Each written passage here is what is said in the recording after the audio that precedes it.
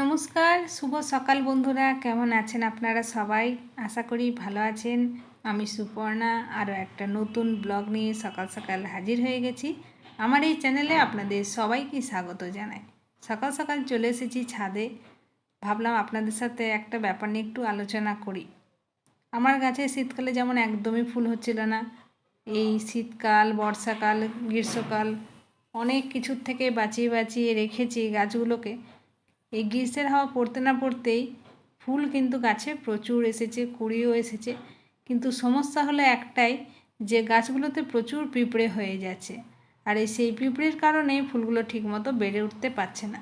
তো আপনাদের যদি কারোর জানা থাকে যে এই পিঁপড়েগুলোকে কিভাবে তাড়াতে পারবো, তো অতি অবশ্যই কিন্তু কমেন্টে জানাতে একদমই ভুলবেন না।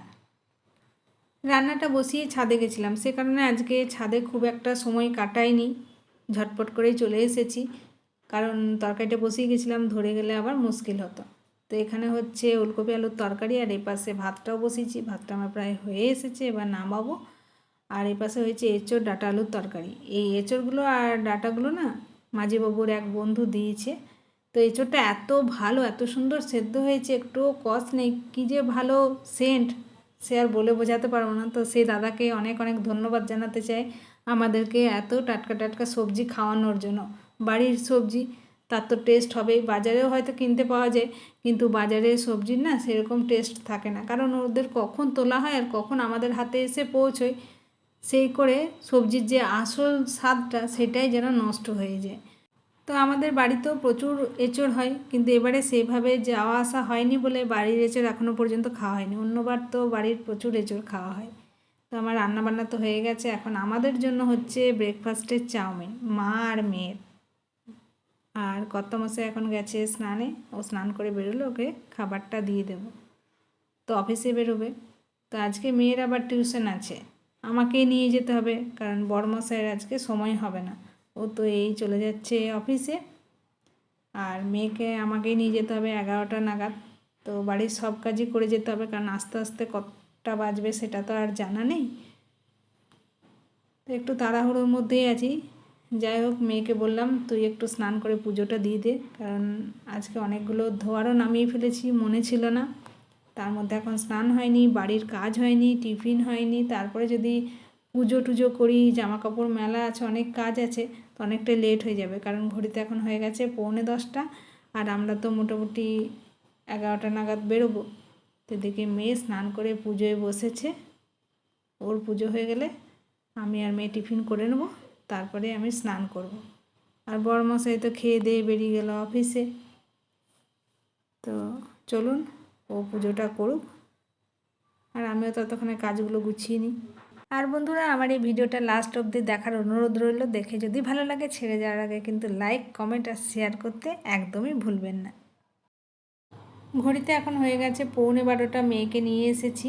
আর মেয়ে যেখানে পড়ে ঠিক তার পাশেই এই মন্দিরটা, মা কালীর মন্দির। তো ওখানেই বসবো। আর এই মন্দিরের পাশেই গাছটাতে এত ফুল হয়েছে, দেখে খুব ভালো লাগলো, তো ভাবলাম ক্যামেরা বন্দি করে রাখি। আর এই মন্দিরটাও কিন্তু খুব সুন্দর, সাদার মধ্যে কী যে ভালো লাগে। আর সত্যিকারের বলতে, মন্দির যেমনই হোক, তাতে মাটিরও যদি হয়, মন্দিরে এসে যেন আলাদা রকমের শান্তি পাওয়া যায়। চুপচাপ নিরিবিলিতে বসে থাকলে কিভাবে যে সময় পেরিয়ে যায় বোঝা যায় না। তো এখানে একটুখানি বসবো। তো এই যে বসে আছি, ওয়েট করছি, যখন ছুটি হবে তখনই যাব। আর বেশ ভালো বসারও জায়গা আছে ছায়ার মধ্যে, সামনে মন্দির, টাইমটা বেশ সুন্দর পেরিয়ে যাবে। একেবারে নিয়ে বাড়ি ফিরব। ঘড়িতে এখন হয়ে গেছে 2:20। এই সবেমাত্র তো আসলাম, মানে একটু আগে আসলাম, 10 মিনিট হয়েছে হয়তো। আর ওখানেই বসেছিলাম, আমি তো দেখিয়েছি, আর আসিনি বাড়ি। এই সবেমাত্র ভাত নিয়ে বসেছি, কারণ খুব খিদে পেয়ে গেছে। তো চলুন খাবারটা খেয়ে নিই। আর লাঞ্চের মেনুতে কী কী হয়েছে সেগুলো তো আগেই দেখিয়েছি।